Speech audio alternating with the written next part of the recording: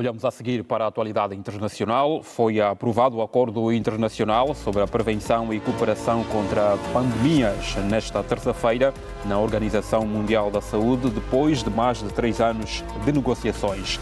O texto foi adotado em Genebra e o acordo busca garantir um acesso equitativo a produtos de saúde e responder rapidamente a uma futura pandemia. Tudo isso após o fracasso da coordenação coletiva para enfrentar a Covid-19 há 5 anos. O pacto adotado nesta terça-feira representa um sucesso ao final de um processo de negociação difícil num contexto de cortes drásticos no orçamento da OMS. Entretanto, o secretário de Saúde dos Estados Unidos, Robert Kennedy, pediu que outros países se retirem da Organização Mundial da Saúde e criem instituições alternativas. Os Estados Unidos são tradicionalmente os maiores doadores da OMS e o anúncio de retirada mergulhou a organização numa crise orçamental que obrigou a uma reestruturação. O governo britânico suspendeu negociações sobre um novo acordo de livre comércio com Israel e anunciou a convocação do embaixador israelita em Londres para mostrar indignação com o bloqueio à entrada de ajuda humanitária na faixa de Gaza, em reação à decisão do Reino Unido. As autoridades israelitas afirmaram que não vão mudar de objetivos por pressão externa.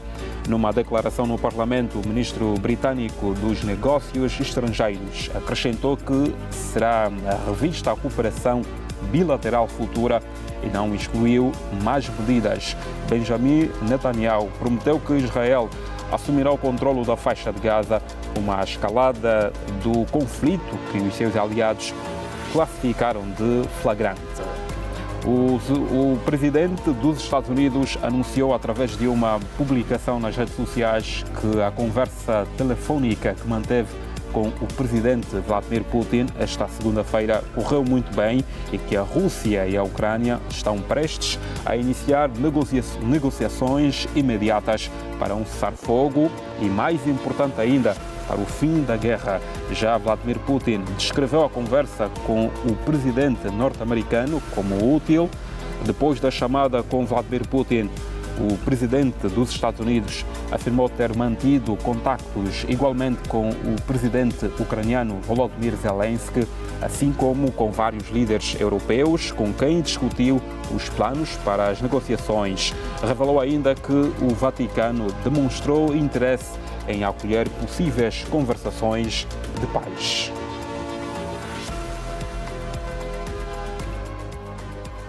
Seguimos para a habitual análise com Wellington Calazans e o Isao Agostinho. Aos dois, muito boa noite, bem-vindos. Bom dia, Sansão, bom dia também, Sal, aqui, né? Já passamos da meia-noite. E a você, boa noite, que está assistindo a Hora 10, é um prazer estar aqui de volta. E é consigo que começo, Wellington, olhando para este tratado global para prevenir pandemias que foi, de resto, rubricado na Organização Mundial da Saúde. Qual é aqui a análise que se impõe? Pois é, cooperação global e divergências na prevenção de pandemias, né? Este tem sido o desafio da OMS nas novas perspectivas a partir desse acordo anunciado agora. Após 3 anos de negociações, a Organização Mundial da Saúde faz esse anúncio sobre um tratado global e que é considerado pela organização como histórico para fortalecer a resposta a emergências sanitárias e evitar a repetição de erros cometidos durante a pandemia de Covid-19, né, que foi cercada de polêmicas e de uma série de outras denúncias, desde a qualidade e eficácia das vacinas, passando também pelo monopólio dos países ricos, não só da vacina, mas também de uma série de insumos necessários à questão da prevenção. Então, esse acordo foi aprovado por consenso na Assembleia Mundial da Saúde e ele visa garantir o que chamaram de transparência e equidade no acesso a vacinas e coordenação internacional em futuras crises. Mas o avanço ele ocorre em meio a tensões políticas, como o recente apelo do secretário de Saúde dos Estados Unidos para que mais países abandonem a OMS, alegando suposta perda de soberania e também ineficácia na gestão de pandemias. Então, essa divergência com uma potência como os Estados Unidos da América, ela revela aí os desafios que são muito grandes e passam também por questões ideológicas que acabam por submeter a OMS a olhos clínicos, não apenas dos países, mas também dos cidadãos. Essa instrumentalização de crises sanitárias para pressionar países em desenvolvimento é um risco real que ninguém pode descartar, não é? Há também, por conta disso, o preconceito, quando povos de países considerados em desenvolvimento ou subdesenvolvidos são alijados de viagens e praticamente numa situação unilateral, prejudicando assim o andamento normal. Então existem muitos desafios. Esse acordo é anunciado, mas ele vai precisar ser testado para sabermos se realmente ele terá na prática toda a eficácia que prenuncia, e vamos aguardar a sanção para sabermos aí quais serão os rumos que serão tomados diante de tudo que foi anunciado até aqui. Vamos novamente introduzir aqui a conversa o Wellington, olhando para esta posição defendida também pela União Africana, da necessidade de que vacinas sejam produzidas em África, e este anúncio de Angola da sua contribuição de 8 milhões de dólares para a OMS. Que análise pode avançar? Wellington. Pode ser um caminho muito bom para evitar que os países africanos sejam alijados, né, do acesso imediato às vacinas em caso de necessidade. Vimos isso na Covid-19, quando houve uma disputa muito grande para que as vacinas chegassem ao continente africano. E ainda assim, como o próprio colega Issal falou, demanda muito tempo para a produção de vacinas, e é uma responsabilidade muito grande produzir esse tipo de solução com a necessária eficiência, né? Então, toda essa pressa, no caso da Covid, produziu também uma série de teorias sobre os efeitos. Então, é importante que os países africanos se posicionem dessa maneira. Também será muito importante que a questão da quebra da patente em casos de pandemia seja algo automático, para evitar que haja dependência de laboratórios e entre a corrupção como um fator determinante para saber quem vende, quem compra, quem distribui, porque isso aconteceu também em muitos casos de corrupção, inclusive Ursula von der Leyen esconde isso a todo instante, mas está envolvida, sim, com escândalos de corrupção, no caso das vacinas aqui na Europa. Então, tudo isso é importante. Eu acredito que a União Africana e Angola, com essa iniciativa bastante ousada, né, estão no caminho certo para proteger os interesses, no caso de Angola, nacionais, e também os interesses continentais, para evitar que o continente africano seja mais uma vez relegado a segundo plano. Wellington, em breves minutos, para fecharmos com este tema, até que ponto esta posição dos Estados Unidos de se retirar da OMS pode, de alguma forma, prejudicar na ação desta organização? Bem, a saída de países da OMS, como essa proposta aí dos Estados Unidos com Donald Trump, ela pode fragmentar esses esforços de unificar, padronizar o combate e também o modo de atuação em casos de pandemias, né? E isso vai enfraquecer as normas globais, porque estamos falando de uma grande potência. E também isso vai exercer uma pressão muito grande sobre a organização. E ela vai ter que rever uma série de ações. Então, não é uma coisa boa para a OMS, mas só para concluir, é importante destacar que a OMS não é uma instituição pública, ela vive do patrocínio, e o patrocínio privado tem sido muito influente, o que tem produzido também toda essa problemática, mas aí não temos tempo, já que você me pediu para que fosse breve. Wellington, concorda aqui com esta visão do ISAU, não passa de um ato simbólico? Olha, simbólico, tardio, é uma tentativa de descolar de algo que já está praticamente feito. Né? Há um genocídio em curso e são todos esses países agora que tentam descolar de Israel cúmplices do genocídio.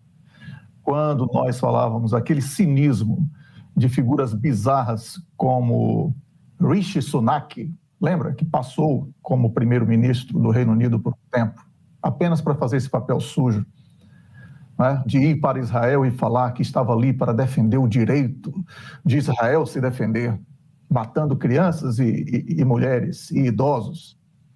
Então, esse povo cínico, essa Europa falida moralmente, é isso. Espera o quê? Agora a Suécia está dizendo que quer punições individuais para as autoridades de Israel, enquanto as Nações Unidas avisam que em 48 horas 14 mil crianças irão morrer de fome. O que é que vai adiantar punir agora esses genocidas? A vida de Netanyahu vale a de 14 mil crianças? Não vale. Né? Então, estamos falando aqui de cumplicidade com o genocídio. São todos culpados, todos estão com as mãos sujas de sangue. É vergonhoso. A Europa, que cobra tanto dos africanos, tanto dos latino-americanos, né? Faz agora esse charme com a morte de crianças e mulheres, mas estão todos sujos de sangue. Tardio, muito tardio, para Netanyahu e os loucos que estão com ele. Somente uma ação militar muito rigorosa resolve o problema rapidamente. Senão Israel não para. Não é questão só de Israel. Existe dentro de Israel uma cisão que é muito clara entre judeus e sionistas. Os sionistas estão no poder e são os mesmos sionistas que patrocinaram Hitler na Segunda Guerra Mundial para matar judeus. E aí, quando você ataca o sionista, ele se esconde na proteção, no escudo chamado antissemitismo. Tudo uma farsa, é tudo mentira. Nós estamos vivendo uma grande mentira, uma grande farsa. Muito bem. Wellington, podemos olhar aqui com algum otimismo para estas negociações e olhar também para este dado de que o Vaticano demonstrou interesse em acolher possíveis conversações de paz. Olha, Sansão, otimismo aí é uma questão mesmo de reforço, né, do nosso pacifismo, né? Somos todos aqui pacifistas, queremos a paz sempre. Mas a dureza da guerra, ela exige racionalidade, frieza e distanciamento para que a análise ela não seja contaminada. Existe uma intenção de Donald Trump de tentar algum protagonismo numa negociação de um processo de paz. Isso é uma verdade porque ele prometeu isso na campanha e está sendo cobrado internamente pelos cidadãos norte-americanos. No entanto, há muitas contradições entre o que ele anuncia que vai fazer e também aquilo que faz, porque, como sabemos, a indústria bélica norte-americana, ela passa a ser extremamente lucrativa na medida em que participa das guerras, vendendo os equipamentos. E Donald Trump se vê entre a necessidade de vender armas para produzir empregos internamente e a necessidade de promover a paz, porque prometeu essa paz. Então, ele está meio cercado pelas próprias promessas. Quando o Vaticano, com um novo Papa, que é norte-americano, diz que pode ser o mediador de uma negociação de paz, isso é um grande avanço. Temos aí um Estado que, pelas circunstâncias de chegada de um novo Papa, perda de um Papa que conseguiu, de certa forma, uma grande popularidade internacional, que foi o Papa Francisco, veio à tona toda uma situação da tradição católica, etc., e agora se posiciona como um possível ator para o diálogo. É também um ponto positivo. O problema, Sansão, é que a Europa, e mais uma vez eu vou falar da Europa, estou aqui e posso falar com muita tranquilidade sobre isso, a Europa, ela não quer essa paz. A Europa precisa dessa guerra, porque é um continente que está completamente endividado por ter participado dessa guerra. E precisa esconder isso dos cidadãos. Então, é uma situação extremamente delicada, porque enquanto houver ucraniano, porque lembra o que foi que Joe Biden falou, até o último ucraniano. Então, não chegamos ainda no último ucraniano, que pode ser o Zelensky, não é? Enquanto houver o último ucraniano, não haverá guerra. Dificilmente essa paz ela vai prevalecer, porque quando a Rússia, na condição de ganhadora da guerra, vencedora da guerra, diz as condições para o cessar-fogo, a Europa e a Ucrânia, que são perdedores diretos, já que os Estados Unidos se retiraram da guerra, ficam falando que o Vladimir Putin está impondo condições inaceitáveis. Não existe inaceitável para quem perde uma guerra. É uma questão de contenção de danos. Mas Zelensky não tem esta sensibilidade, porque assim como Netanyahu, essa guerra para Zelensky é uma guerra de sobrevivência no poder. Ele não quer que essa guerra acabe. Então, sempre vai inventar uma razão, um motivo, e culpando, claro, os russos, porque é o prato preferido da imprensa e dessa classe política débil que está aí no poder, à frente de uma situação tão delicada e perigosa. Estamos falando de uma potência nuclear que a todo instante avisa que é uma questão existencial e ela não vai aceitar perder a guerra, no caso a Rússia. E está ganhando. Então, as condições estão postas. É aceitar perdendo menos ou perder tudo depois, mas aí também expondo todo o mundo a um grande risco. Meus senhores, por hoje é tudo. É sempre um prazer tê-los aí do outro lado para os habituais comentários e análises. Obrigado e até amanhã. Um grande abraço. Eu estarei aqui sábado no Conexão Angola. Bom dia a todos e a você, Sansão, continuação de bom trabalho. Um abraço, colega Saulo Agostinho.